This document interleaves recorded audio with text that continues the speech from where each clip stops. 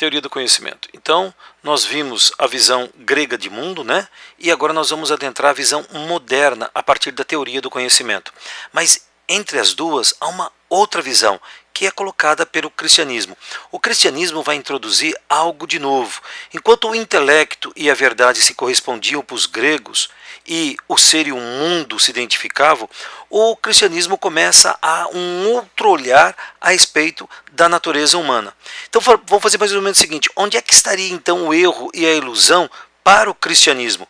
É o seguinte: a nossa vontade ela foi contaminada. Contaminada pelo quê? Pelo pecado original, Adão e Eva. Então, portanto, o cristianismo encara o ser humano como um ser caído, um ser insuficiente, de ausência de plenitude, no qual a sua vontade, em hipótese alguma, pode ser dirigida pela razão para atingir o quê? A felicidade. Então, portanto, o cristianismo começa colocando essas questões. Olha só, como eu posso conhecer a verdade se eu sou alguém que não é pleno, se eu sou insuficiente, se eu sou um ser de queda? Portanto, eu tenho natureza dupla. Vocês estão percebendo que a visão do cristianismo é uma visão platônica em relação a isso, né? Como o finito pode conhecer a verdade? Isso é, como o finito pode ter acesso ao infinito. Então, olha a tentativa de solução do cristianismo. É óbvio que ela vai se dar através da fé. E a fé vai fazer o quê? Iluminar a razão. Como a fé ilumina a razão, ilumina o intelecto, faz com que a gente consiga conhecer as coisas através do quê?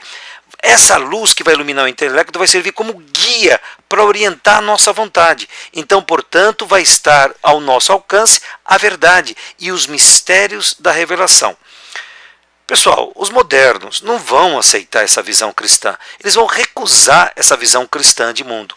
Para a modernidade, o conhecimento é outra coisa. Então vamos dar uma olhada de como é que eles veem o intelecto. Então, o intelecto não é pervertido por uma vontade dirigida para o mal, uma vontade que nos leva para baixo. Então, portanto, como é que nós devemos fazer para conhecer a verdade? Então, a primeira coisa que eles vão fazer é separar totalmente fé e razão. Fé vai cuidar dos mistérios e a razão vai cuidar daquilo que vai ser oferecido para o intelecto conhecer. Desta forma, a modernidade vai colocar em dúvida o conhecimento, mas de que forma vai colocar em dúvida o pensamento, as coisas, a consciência, a realidade, o sujeito e o objeto? Ela vai pensar mais ou menos o seguinte: olha, como é que é possível eu dizer aquilo que eu conheço? Então ela vai colocar em xeque o próprio conhecimento. Então vou fazer o seguinte: para os gregos, como o erro é possível? Para os modernos, como a verdade é possível? Então a verdade aqui para os modernos, ela está baseada em quê? Em veritas. Veritas, a verdade então está onde? Na linguagem. O que é uma linguagem verdadeira? O que é um relato verdadeiro? Um relato verdadeiro é quando ele tem coerência interna, portanto ele prescinde de lógica e ele pode ser justificado pela evidência externa. Então, portanto, não é simplesmente um relato mental, mas é a própria realidade que eu vou conseguir descrever. E como é que eu vou fazer isso? Vou examinar as opiniões contrárias. Quem vai ser o primeiro cara a fazer isso? O primeiro filósofo desse período? O Francis Bacon. O Francis Bacon ele vai fazer uma crítica aos ídolos. Quando eu falo ídolos, são imagens que nós mesmos produzimos da realidade. Isto é, são opiniões cristalizadas. Então vamos lá ver o que seriam os ídolos. Os ídolos da caverna. Olha, nem preciso falar da caverna. Ele está fazendo aqui uma metáfora a quem? Uma analogia a quem? A Platão. Então, portanto, o erro e o defeito são frutos do quê? Dos sentidos. Os ídolos do fórum. O que acontecia no fórum romano? O discurso, o diálogo. Então, portanto, a verdade da linguagem e da relação que a gente vai estabelecer com os outros. Então, portanto, você vai ouvir o que os outros dizem e eles vão te conduzir para aquilo que eles desejam. E os ídolos do teatro. Os ídolos do teatro, como é que você está no teatro? Você está sempre o quê? Passivo, você está sempre à espera. Então o poder da autoridade, a opinião dele, quem que transforma? Se transforma em lei, se transforma em decreto. E por último nós temos o quem? Os ídolos da tribo. natureza antropomórfica. Como assim, professor? Olha, você está ligado a um grupamento humano. Você vai ter o mesmo destinos. O que é a tribo? A tribo são pessoas do face a face, que se conhecem. Então, portanto, está ligado à natureza humana e à forma pela qual ela concebe o mundo.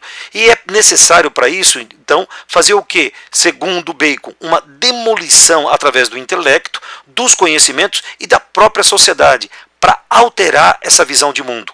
Do outro lado nós temos quem? O René Descartes, o Cartésios. Ele vai dizer que nós temos aqui algumas atitudes infantis. O que seriam essas atitudes infantis ou preconceitos da infância?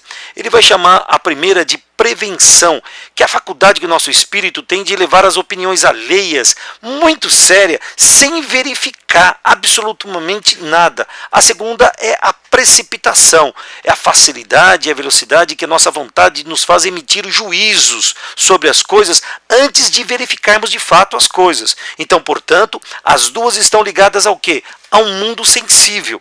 Então, necessariamente, para Descartes existem 3 níveis de ideias, né? As ideias adventícias são as ideias que vêm de fora para dentro, que estão impregnadas em nós pelos sentidos. As ideias fictícias, que são as ideias adventícias, eu assomo e crio algo que não é. Por exemplo, você já viu um cavalo branco? Sim. Já viu uma águia? Perfeito. Então, o que você faz? Você pega as asas da águia, coloca no cavalo, e quem ele se transformou? Em Pégasus. Então, ó, as ideias adventícias, por princípio, elas são falsas. Por quê? Elas estão ligadas aos sentidos. As ideias fictícias, todas são falsas, porque são frutos da imaginação. E as ideias inatas? As ideias inatas são verdadeiras. Por quê? Porque elas foram implantadas por Deus, por mim. Mas como assim? Olha, a ideia de perfeição, ela vem pelos sentidos? Não. A ideia de infinito vem pelos sentidos? Não. Então, de onde vêm essas ideias se não vieram de mim? Elas vieram de Deus. Então, portanto, Deus existe porque Ele é responsável por essas ideias.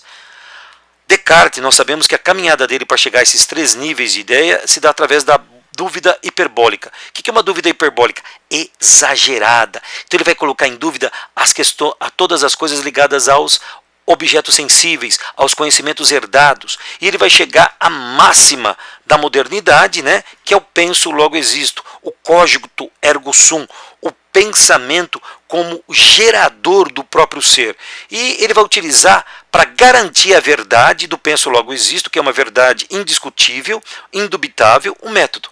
Olha o método que ele utiliza. Primeiro, para que eu siga o caminho da verdade, se faz necessário que eu tenha o quê? Evidência. O que é evidência? Algo que seja plenamente visível, que eu não consiga duvidar de absolutamente nada. Segundo a regra da divisão, eu vou pegar uma determinada questão e vou dividi-la para seguir o quê? Do mais simples ao mais complexo. Então eu vou colocar a questão em ordem. E por último eu vou fazer uma enumeração de trás para frente, para perceber se eu não esqueci absolutamente nada. Então o método cartesiano garante a primeira verdade de Descartes, que é uma verdade produzida por intuição intelectiva, uma verdade de puro intelecto.